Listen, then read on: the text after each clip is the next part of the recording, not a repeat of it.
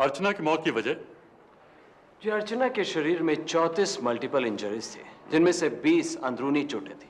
उसके शरीर पर मल्टीपल फ्रैक्चर्स थे, उसके 10 रिब्स टूट चुके थे, उसका लीवर, स्प्लीन और लंग्स सब बुरी तरह रप्चर्ड थे, जैसे किसी वाइटल रिएक्शन की वजह से हुआ होगा। उसके चेहरे पर नाखूनों के निशान भी थे।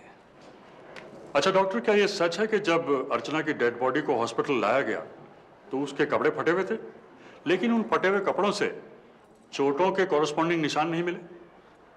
जी, ये सच है। योर ऑनर, हर रोज की तरह उस रात भी अर्चना की कस के पिटाई की गई।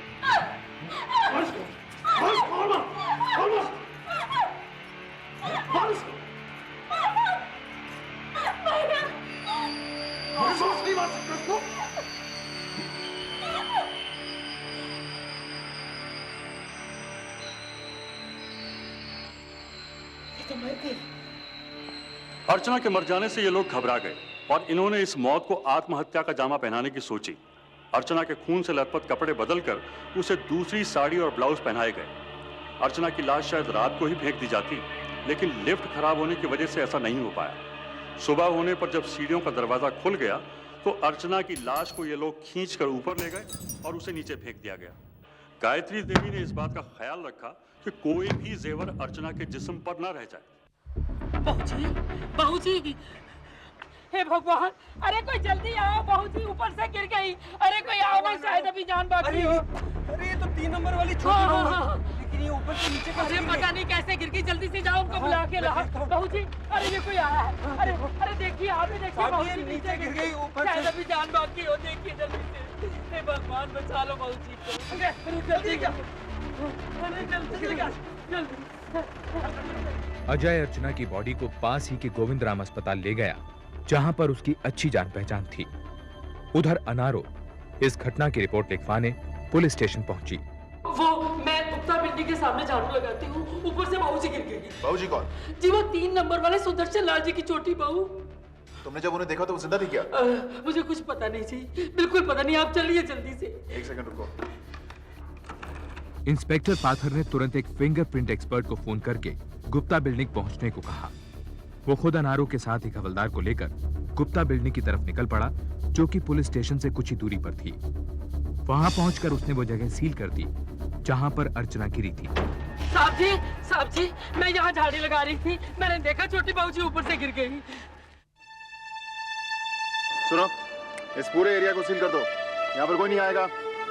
और जैसे फिंगरप्रिंट एक्सपर्ट्स आते हैं उन्हें लेकर अंदर आओ। यहाँ का दरबान कौन है? जी मैं हूँ साहब। आप मुझे सुदर्शन लाल जी का घर। आइए सर। चलिए।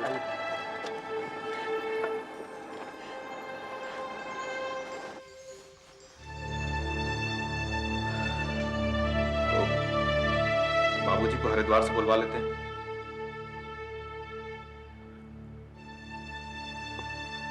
अब तू क्यों इस तरह मातम मना रही है? सुदर्शन लाल जी? जी वो तो हरिद्वार गए हुए। आप? मैं अजय, सुदर्शन लाल जी का छोटा बेटा। अर्चना आपकी पत्नी थी, आज सुबह उसकी मौत हो गई।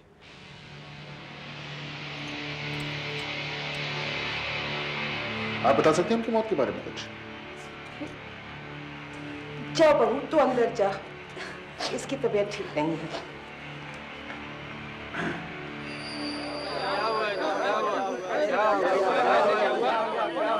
क्या बात है भाई साहब? अब हम कैसे बताएं कैसे हुआ?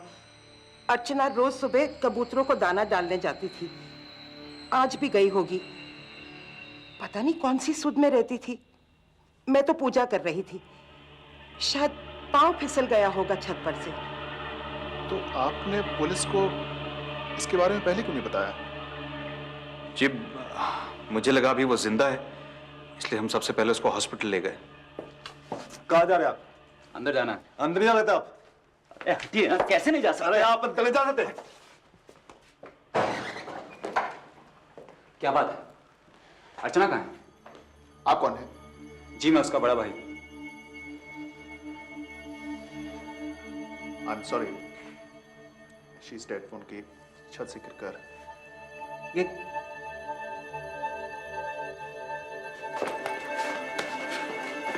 तूने मेरी बहन को मार डाला।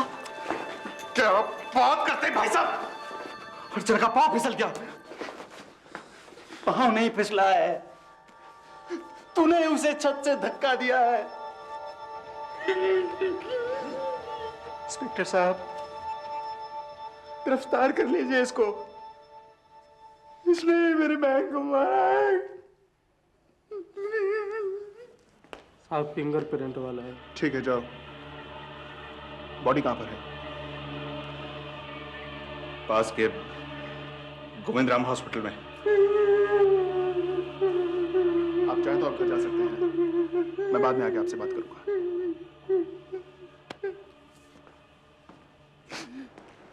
ऊपर जाने के कितने रास्ते हैं यहाँ पर? साहब 2, लिफ्ट और सीढ़ियों। जब लिफ्ट खराब होती है ना तो साहब सीढ़ियों का दरवाजा खोल दिया जाता है। आज जब मैं ड्यूटी पर आया तो मुझे पता लगा कि लिफ्ट खराब है, तो साहब मैंने सीढ़ियों का दरवाजा खोल दिया। कितने बजे की बात थी ये? यही कोई 6 बजे होंगे साहब। ठीक है, चलो देखते हैं।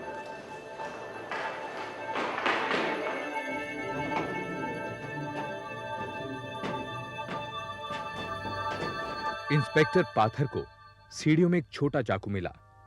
उसे छत के पास टूटी हुई चूड़ियां भी मिली। छत की मुंडेर के पास से उसे एक जोड़ी लेडीज सैंडल्स मिले, लेकिन दाएं पैर की सैंडल बाईं तरफ और बाएं पांव की सैंडल दाईं तरफ थी।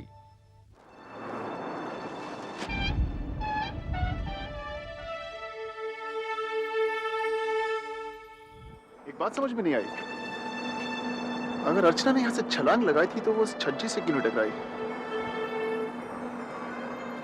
पीछे चलिए आप लोग।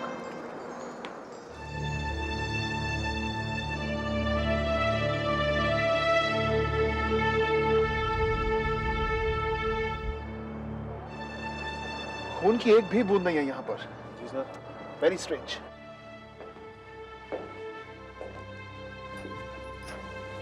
बड़ी देर लगा दी। अर्चू कहाँ है?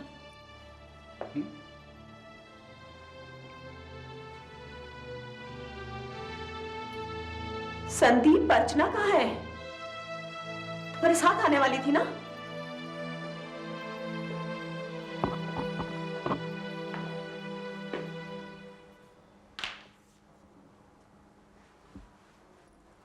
संदीप, अर्चना कहाँ है?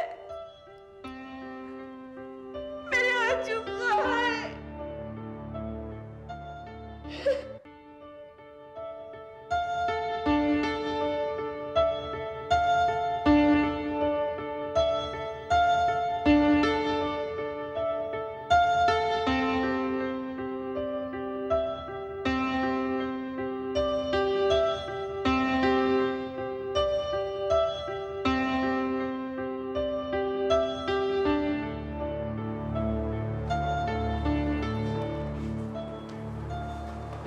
इंस्पेक्टर साहब आए हैं आपसे मिलने।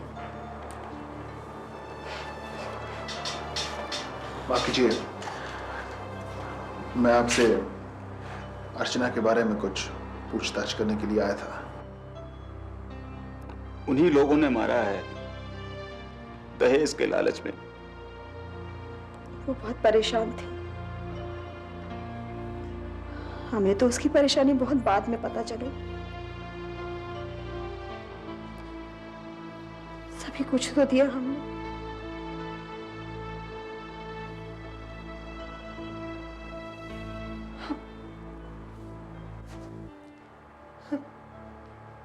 ये हो जाएगा कभी सपने में भी नहीं सोचा था। अगर मैं उसे यहां से जाने ही नहीं देता तो शायद जिंदा होती आज। मधु और संदीप ने इंस्पेक्टर पाथर को दहेज के रूप में दी गई रकम और जेवर वगैरह के डिटेल्स दिए। अर्चना पर होने वाले अत्याचारों के बारे में उन्होंने इंस्पेक्टर को बताया। पोस्टमार्टम हो जाने के बाद अर्चना की बॉडी उसके परिवार वालों को सौंप दी गई।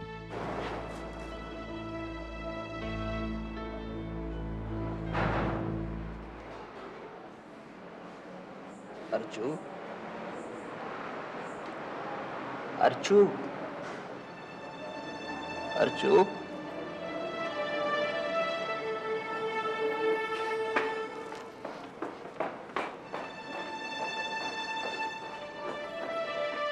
मधु और संदीप के बयान के आधार पर इंस्पेक्टर पाथर ने गायत्री देवी, अजय और विजय को अर्चना की हत्या के इल्जाम में गिरफ्तार कर लिया। इस दौरान सुदर्शन लाल भी हरिद्वार से लौट आए थे।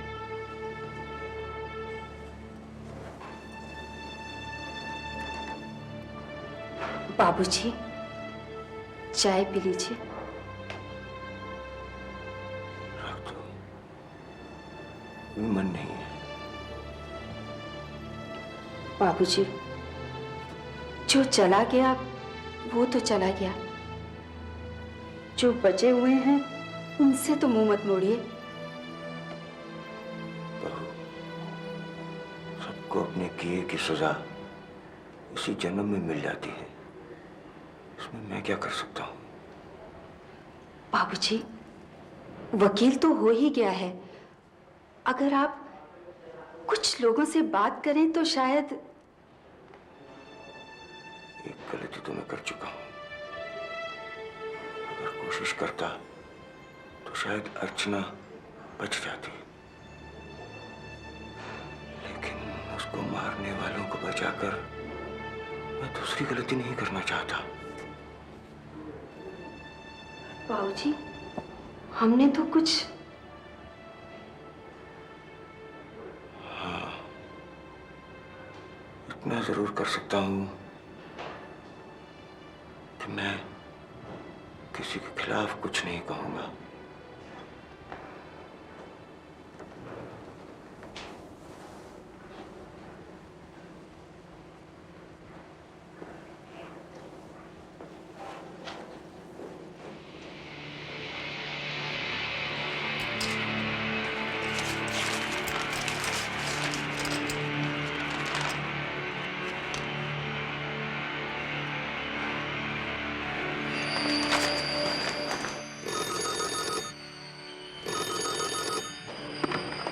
इंस्पेक्टर पाथर। जी, मैं सुदर्शन लाल जी के यहाँ से बोल रही हूँ। आप अभी आ जाइए, हमें वो अर्चना का सुसाइड नोट मिला है। What? अच्छा ठीक है, आप रुकिए, मैं आता हूँ अभी। लिखावट तो उसी की लगती है, लेकिन मैं नहीं मानता कि उसने आत्महत्या की है। यह खत उससे जबरदस्ती लिखवाया गया है इंस्पेक्टर साहब। आपके पास अर्चना की हैंडराइटिंग में कुछ और है क्या? जी, उसके कुछ गाने की कॉपी देखिए।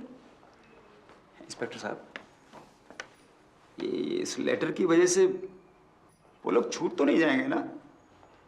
नहीं नहीं, मुझे ऐसा नहीं लगता बिल्कुल भी। देखिए, आपका केस काफी स्ट्रांग है, डोंट वरी। इंस्पेक्टर साहब,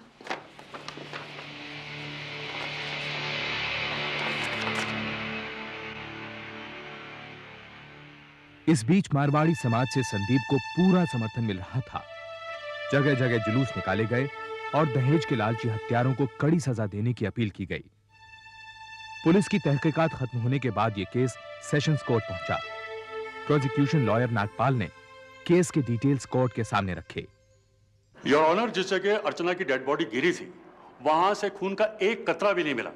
इससे बात साफ जाहिर है कि अर्चना की मौत पहले ही हो चुकी थी। अर्चना की मौत के बारे में और जानकारी हासिल करने के लिए मैं अर्चना का पोस्टमार्टम करने वाले डॉक्टर त्रिपाठी को विटनेस बॉक्स में बुलाना चाहूंगा। डॉक्टर त्रिपाठी, अर्चना की मौत की वजह? जी, अर्चना के शरीर में 34 मल्टीपल इंजरीज थे, जिनमें से 20 अंदरूनी चोटें थी। उसके शरीर पर मल्टीपल फ्रैक्चर्स थे, उसके 10 रिब्स टूट चुके थे, उसका लीवर, स्प्लीन और लंग्स सब बुरी तरह रप्चर्ड थे, जैसे किसी वाइटल रिएक्शन की वजह से हुआ होगा। उसके चेहरे पर नाखूनों के निशान भी थे। अच्छा डॉक्टर, क्या यह सच है कि जब अर्चना की डेड बॉडी को हॉस्पिटल लाया गया तो उसके कपड़े फटे हुए थे, लेकिन उन फटे हुए कपड़ों से चोटों के कॉरेस्पॉन्डिंग निशान नहीं मिले? जी, ये सच है। योर ऑनर, हर रोज की तरह उस रात भी अर्चना की कस के पिटाई की गई।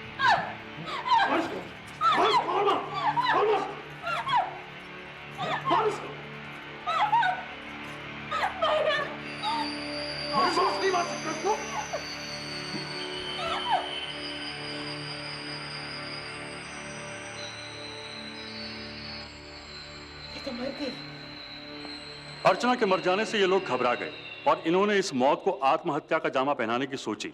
अर्चना के खून से लथपथ कपड़े बदलकर उसे दूसरी साड़ी और ब्लाउज पहनाए गए। अर्चना की लाश शायद रात को ही फेंक दी जाती, लेकिन लिफ्ट खराब होने की वजह से ऐसा नहीं हो पाया। सुबह होने पर जब सीढ़ियों का दरवाजा खुल गया तो अर्चना की लाश को ये लोग खींचकर ऊपर ले गए और उसे नीचे फेंक दिया गया। गायत्री देवी ने इस बात का ख्याल रखा कि कोई भी जेवर अर्चना के जिस्म पर न रह जाए। आप तो ऐसे कह रहे हैं जैसे आप वहां मौजूद थे। योर ऑनर, मैं मानता हूं कि अर्चना की शादीशुदा जिंदगी बहुत अच्छी नहीं थी, शायद इसीलिए उसने खुदकुशी की। उसका सबूत है वो सुसाइड लेटर जो अदालत को सौंपा जा चुका है, जिसमें उसने साफ लिखा है कि वो सुसाइड करने की सोच रही है। ऐसे अनडेटेड लेटर की कोई इंपॉर्टेंस नहीं होनी चाहिए योर ऑनर। वैसे भी उसमें सुसाइड की स्पेलिंग SOCIT लिखी हुई है, जबकि अर्चना एक पढ़ी लिखी लड़की थी। एक स्पेलिंग मिस्टेक से इस लेटर को नजरअंदाज नहीं किया जा सकता योर ऑनर। और हैंडराइटिंग एक्सपर्ट और अर्चना का भाई संदीप दोनों इस बात को मानते हैं कि वो लेटर अर्चना का ही लिखा हुआ है। योर ऑनर, चिट्ठी तो जबरदस्ती भी लिखवाई जा सकती है। महज एक चिट्ठी के बिना पर हम इन बातों को तो नजरअंदाज नहीं कर सकते कि अर्चना के शरीर पर वो मंगलसूत्र नहीं था जिसे वो हमेशा पहनती थी। अर्चना के भाभी का दिया हुआ चाकू, उसकी टूटी हुई चूड़ियों का सीढ़ियों पर मिलना, उसके मृत शरीर को मौका वारदात से जल्दी से हटा देने की कोशिश। योर ऑनर, ये सारी बातों से साफ जाहिर होता है कि अर्चना की हत्या की गई थी, ना कि उसने खुदकुशी की। आप क्या कह रहे हैं डॉक्टर त्रिपाठी? उसके चेहरे पर नाखूनों के निशान से साफ जाहिर होता है कि उसके साथ हाथापाई की गई थी। उसके वाइटल ऑर्गन्स भी रप्चर्ड हुए हैं, जो बहुत मारने से ही हुआ होगा। लेकिन जिस तरह उसके शरीर पर मल्टीपल इंजरीज हैं, उसे कहना मुश्किल है कि ये सुसाइड था, एक्सीडेंट था या फिर किसी ने उसकी हत्या कर दी थी। चूंकि डॉक्टर त्रिपाठी अर्चना की मौत की वजह ठीक से नहीं बता पाए, इसलिए प्रोसिक्यूशन ने एक मेडिकल बोर्ड बनाया। डॉक्टर अर्चना की पोस्टमार्टम रिपोर्ट पढ़ने के बाद इस नतीजे पर पहुंचे कि अर्चना की मौत उसे पहुंचाई गई चोटों की वजह से हुई और बाद में उसकी बॉडी को छत से फेंका गया। मैं इस डॉक्टरी जांच के आधार पर मुलजिम गायत्री देवी, अजय और विजय को अर्चना की हत्या का जिम्मेदार ठहराते हुए धारा 302 के तहत आजीवन कारावास की सजा सुनाता हूं। डिफेंस ने इस आदेश के खिलाफ हाईकोर्ट की डिवीजन बेंच में अपील दायर की। डिवीजन बेंच के दोनों जजेस एक निर्णय पर नहीं पहुंच पाए कि यह केस आत्महत्या का है या हत्या का। इस वजह से 4 साल की कार्रवाई के बाद यह केस हाईकोर्ट के एक तीसरे जज के पास पहुंचा। सारे डिटेल्स पढ़ने के बाद उस जज ने गायत्री देवी और अजय को अर्चना की मौत का जिम्मेदार मानते हुए आजीवन कारावास की सजा सुनाई, लेकिन विजय को इस इल्जाम से बरी कर दिया। डिफेंस ने इस जजमेंट के खिलाफ सुप्रीम कोर्ट में स्पेशल लीव पिटीशन दायर की, लेकिन सुप्रीम कोर्ट ने उसे ठुकराते हुए हाई कोर्ट के फैसले को बरकरार रखा।